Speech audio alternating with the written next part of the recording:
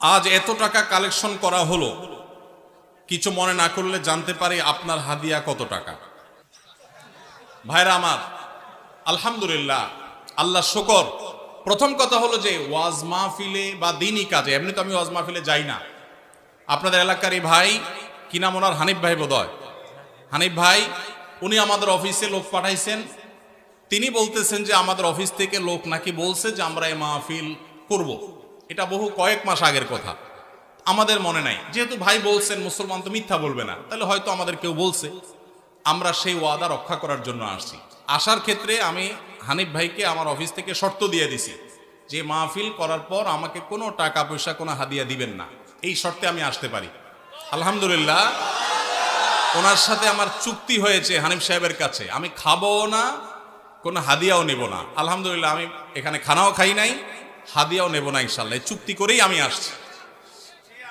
কোন জায়গায় কেউ যদি আমাদের পথ খরচ দেয় বা হাদিয়া দেয়, আলহামদুলিল্লাহ, আমরা যেখানে মানুষ খুব জোরাজোরি করে নেই। আর যদি কোনো মসজিদ মাদ্রাসা হয় বা দিনী প্রতিষ্ঠান হয়, সচরাচর আমরা চেষ্টা করি পথ বড়াটাও নিজের পকেট থেকে দিয়ে যাওয়ার। এটা যেহেতু প্রশ্ন খোঁচা মেরে করেই ফেললেন, সেই প্রসঙ্গে বলা, হানিফ ভাই এখানে উপস্থিত আছে, সাক্ষী উপস্থিত আছে, ওনার সাথে চুক্তি করা হয়েছে। যেহেতু মাদ্রাসার মাহফিল, মাদ্রাসার জন্য দুনিয়ার টাকা উঠানো লাগতেছে, একটা মসজিদ নাই, বাচ্চাদের থাকার জায়গা নাই, তাহলে এখান থেকে আমার হাদিয়া নেওয়া লাগবে কেন? আলহামদুলিল্লাহ, আমার চলার মতো ব্যবস্থা আল্লাহ তাআলা আমাকে দিয়েছে, যথেষ্ট দিয়েছে। অতএব আপনারা বরং মসজিদের জন্য সহযোগিতা করবেন, জমির জন্য সহযোগিতা করবেন, করবেন তো ইনশাআল্লাহ?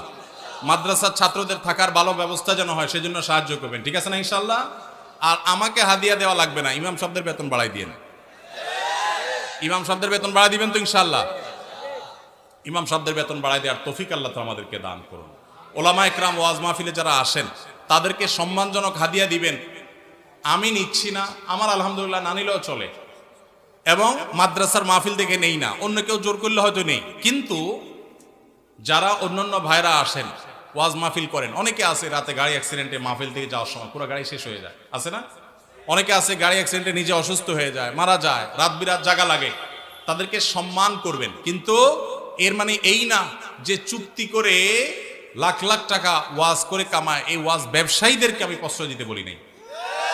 কিন্তু ওলামাদেরকে সম্মান করবেন। এখানে দুই দিক থেকেই সমস্যা আছে।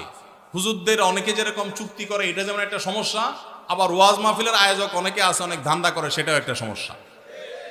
আমি আজ থেকে অনেক বছর আগে, আপনার জেলার নাম বলবো না, যে কোনো এক জেলা মাহফিলে যাওয়ার পর আমি দেখি এরকম মোটা একটা খাম ধরাই দিছে আমারে। পরে যায় খুলে দেখি ওখানে টাকার